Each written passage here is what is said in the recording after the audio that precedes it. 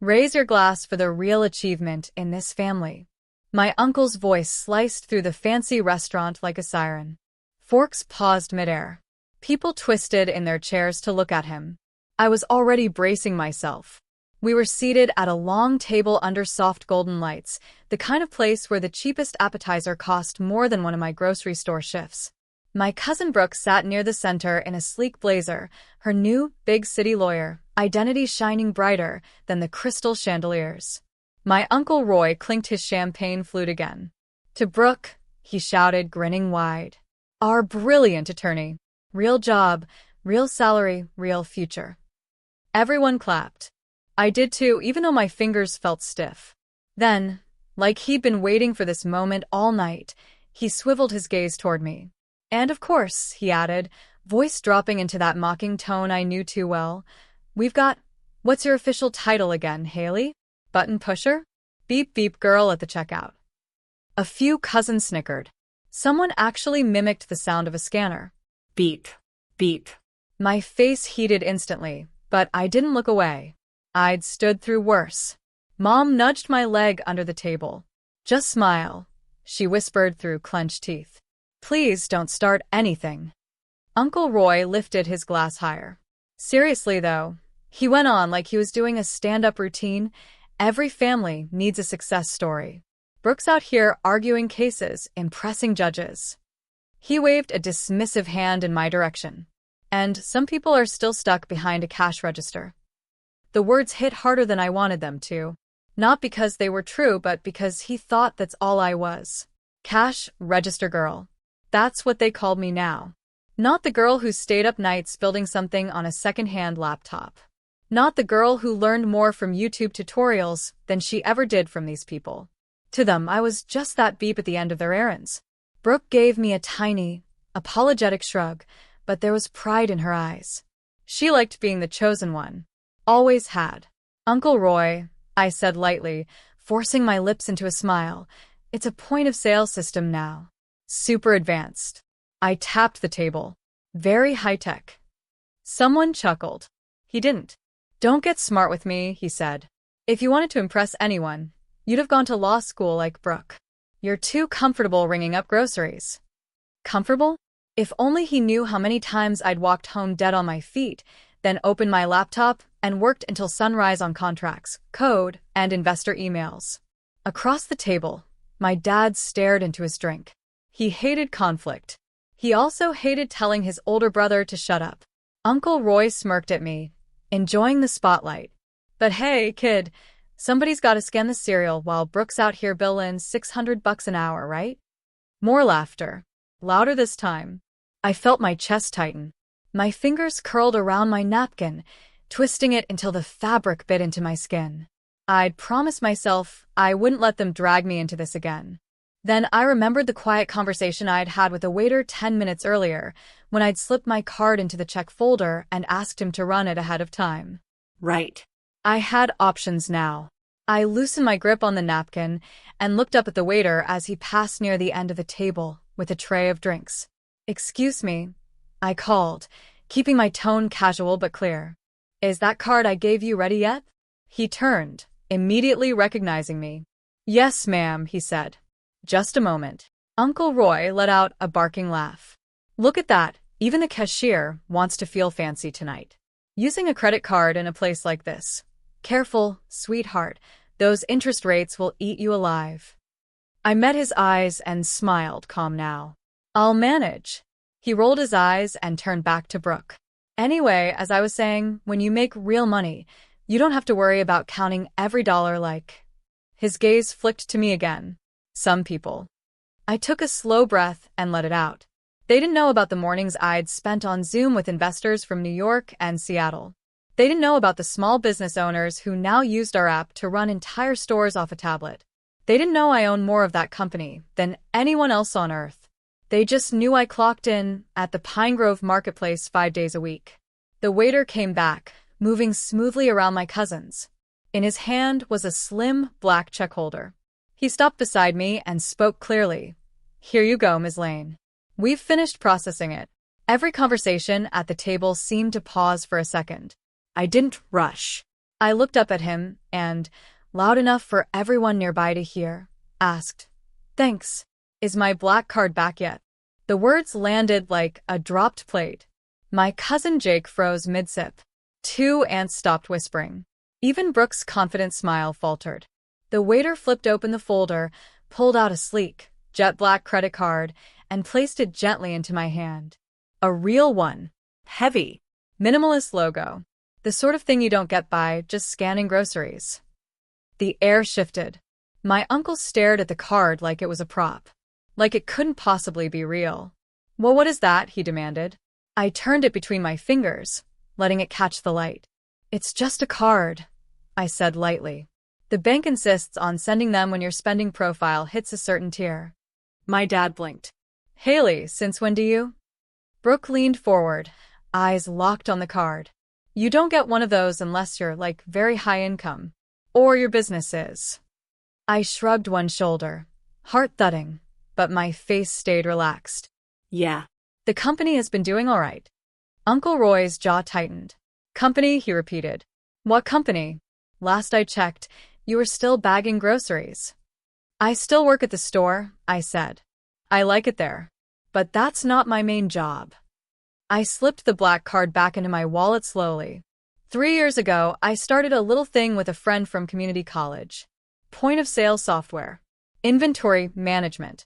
Online ordering. We help small shops compete with big chains. A few cousins exchanged glances. My mom quietly covered her mouth with her hand. "We launched quietly," I continued. "No one here really asked, so I never bored you with the details. But last quarter, we crossed 7 figures in revenue." I gave him a small, almost apologetic smile. "Turns out, there's money in helping people run their cash registers better." This time, no one laughed. Brooke's eyes were wide now. 7 figures? Gross, I clarified. Net's a little lower, but still enough for the bank to care. Uncle Roy looked almost offended. "You're telling me," he said slowly, "that while you've been standing there in that ugly green vest, swiping barcodes, you've been rich?" I shook my head. "Not rich. Not yet. Just not as broke as you keep telling people I am." Silence stretched across the table like a wire. I let it sit for a beat, then glanced at the waiter again. "By the way," I said, "can you make sure the full tab is on that card? Drinks, desserts, everything. I'm covering tonight." He nodded. "Of course, ma'am." My uncle snapped his attention back to me. You're paying for this." "Yeah." I gave him an easy smile. "Think of it as my little cashier treat." His mouth opened, then shut again. No punchline left. For the first time at a family dinner, every eye wasn't on Brooke. They were all on me, and this was just the beginning of my payback. My uncle didn't touch his drink for a full 15 seconds. That alone was historic. The entire table watched him, waiting for him to regain control of the moment he'd just lost. He finally cleared his throat. "Well," he said stiffly, "money doesn't mean much if you still work a job like that. Real success comes with respect." I smiled. Respect is earned, not announced in a toast. A few cousins actually hid their smiles behind their glasses. Brooke leaned closer, trying to process everything. "Haley, why didn't you tell anyone? You could have bragged." "You could have." "Why?" I cut in gently. Every time I tried sharing something, someone reminded me that my job wasn't a career, that I didn't have direction. So, I stopped trying to prove anything. My Aunt Evelyn shifted in her seat. She knew I was right. The waiter returned to refill water, but I noticed he kept glancing at my uncle, who sat frozen like someone unplugged him. The black card had knocked the wind out of him harder than anything I could have said. "Good." Brooke finally exhaled. "So, your company, it's really doing that well?" "We're expanding this year," I said. "New hires. More clients. We just signed a deal with a regional grocery chain last week." My uncle's head jerked up. "A grocery chain?" "Yeah." I bit back a smirk. Kind of funny, right? Cash register girl building the software that'll run thousands of registers. A tiny ripple of laughter passed through the table, not at me this time. At the irony. Uncle Roy pushed back in his chair, trying to recover his dignity. If that's true, he muttered, then why keep working at a supermarket? Doesn't make sense. It does to me, I replied. That job taught me patience. It taught me people. It kept me grounded when everything else got stressful. I lifted a shoulder. And, honestly, I like helping customers. Not everything is about ego. A sharp sting hit him, right where I intended. My dad finally spoke up. Haley, I'm proud of you. The words froze me. He'd never said that about anything that wasn't tied to grades or practical goals. Hearing it now felt surreal. I nodded softly. Thanks, Dad. Then the moment shifted again. Uncle Roy, suddenly worried this dinner had turned into Haley's night, forced a laugh. All right. You've had your fun. But let's not pretend one card makes you the big shot at this table. It doesn't, I said calmly. My work does. Then I leaned in just a little. And your daughter's law firm? We're negotiating with them, too. Brooke's eyes widened. Wait, my firm? I nodded. They want to license our software for one of their corporate clients. The meeting's in 2 weeks. She covered her mouth, stunned. You're kidding. Nope. My uncle's jaw clenched. He had officially run out of ways to look down on me. I wasn't trying to steal your spotlight, I added, glancing kindly at Brooke. I meant what I said earlier. Congrats on your new job. You earned it. She nodded slowly, sincerity replacing her earlier smugness. And you earned more than any of us realize. The energy at the table shifted completely. For the first time in years, they weren't laughing at me. They were seeing me. And the revenge wasn't over yet. The plates had just been cleared when my uncle tried, desperately, to reclaim control. He slapped both hands on the table. Well, he said with forced cheer. Let's get back to celebrating Brooke tonight. No need for distractions. There it was. His attempt to shove me back into the background. But the room didn't shift with him this time. Everyone's attention lingered on me, waiting, listening. Brooke looked between us, unsure. Uncle Roy, maybe we should hear more about Haley's company. It's impressive. He shook his head sharply. She got lucky. That's all. And luck runs out. I leaned forward, calm, not rising to the bait. Luck didn't build 3 years of code. Didn't negotiate contracts. Didn't create systems used in nearly 200 small businesses. I lifted my water glass. That part was work. My uncle scoffed. You're exaggerating. Actually, I replied, pulling my phone from my purse. Let me show you something. I opened my dashboard, numbers glowing softly across the screen.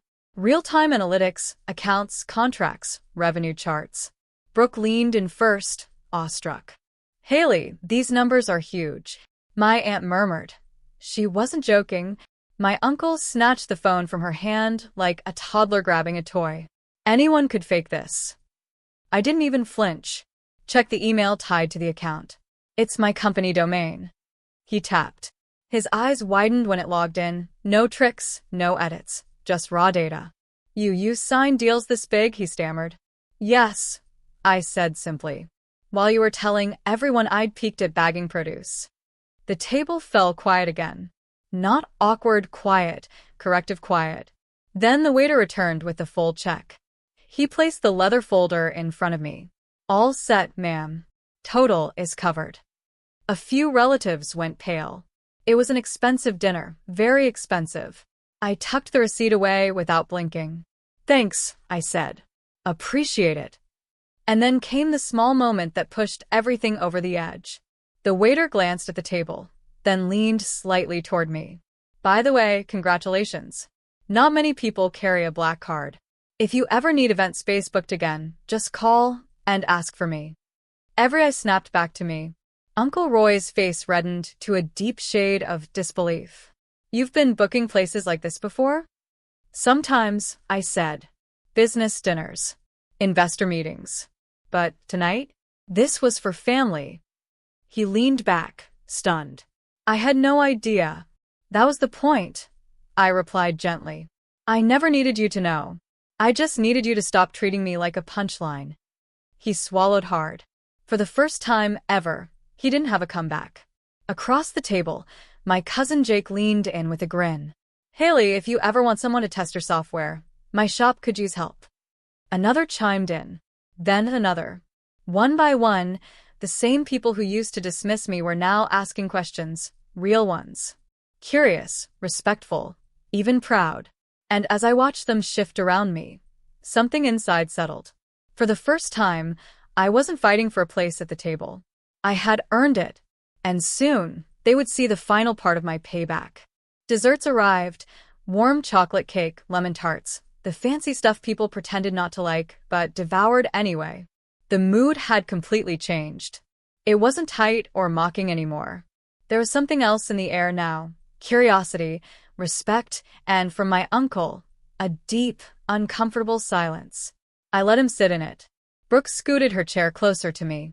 Haley, I'm honestly blown away.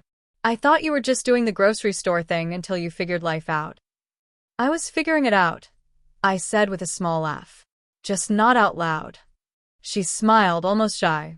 You know, my firm works with a lot of corporate clients. If they end up using your system, that's huge. Maybe I could help get your name into the right conversations. That surprised me. Brooke, actual Brooke, offering to help. I'd appreciate that, I said sincerely. While she talked excitedly about possibilities, my uncle finally broke his silence. He cleared his throat, trying to sound casual. So, your company, you think it's stable long-term? Sustainable? There it was, his olive branch, disguised as a question. I nodded. We're growing faster than projected. Everything's audited, legal, backed by investors, and scaling. Yes, it's stable. He stared at his dessert like it was suddenly fascinating. I misjudged you. Everyone paused. My heart thumped, but I stayed composed. You judged the part of my life you could see, I said softly. Not the part one built. He swallowed hard. I shouldn't have mocked you. Any of those times. His voice dropped, almost embarrassed. I didn't know. I know, I replied. But the mocking stops today. He nodded once. Fair enough. Mom squeezed my hand under the table, proud in a way I'd waited years to see. Then the moment for my final reveal arrived. I pulled a small envelope from my purse. Clean, crisp, sealed. Brooke blinked. What's that? I slid it toward my uncle. Something for you. He frowned and opened it. His eyes moved across the page, widened, then shot up to me. What is this? He breathed. The others leaned in eagerly.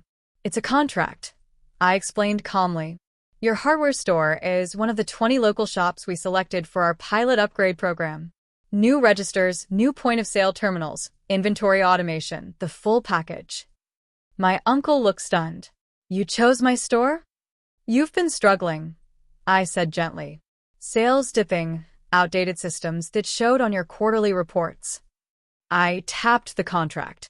This upgrade will boost your efficiency and help you compete with the bigger chains. No cost for the trial period. After that, discounted licensing. He sat back, overwhelmed. You want to help me? Yes, I said simply. Families should lift each other up, even when we don't always agree. Brooke stared at me like I'd just transformed. My uncle rubbed his eyes. Haley, I don't know what to say. Thank you works, I teased. He laughed, a real one this time, not the mocking bark he'd used earlier. Thank you, he said quietly. Truly. The table softened, conversation warming in a way it never had before. For the first time in years, there was no hierarchy, no comparisons, no belittling. Just family. As we stood to leave, Brooke wrapped her arms around me. I'm really proud of you, she whispered. And I hope we work together someday. Me too, I said. Outside, under the soft glow of the restaurant lights, my uncle pulled me aside. You proved me wrong tonight, he admitted.